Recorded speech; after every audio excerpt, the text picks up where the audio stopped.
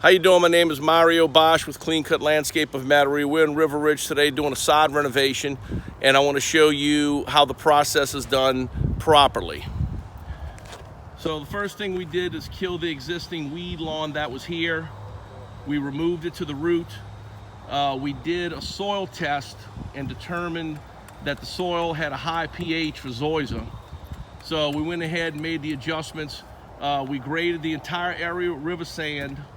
We kind of sloped it from the middle out. That way there wouldn't be any water holding in the middle of the lawn, since it's kind of a big area.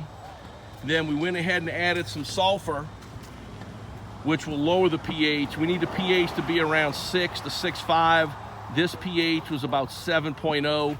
We also added some sphagnum peat moss. We added some peat moss throughout the entire area. That will also help to amend the soil and help with the pH situation.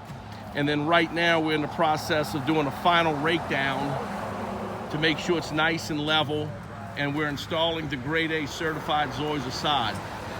To have a successful lawn, the prep is extremely important. You can't just come in here and just throw some dirt down and lay the grass. So to really do it right, you have to know what you're doing, and the soil's got to be right, everything's got to be right. And then obviously when we are complete, we will be watering this thing every day for about 10 days.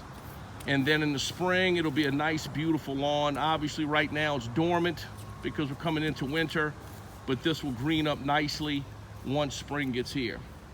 So if you want a great sod renovation done properly, give Clean Cut Landscape a call at 415-1438, or you can visit us at cclanddesign.com.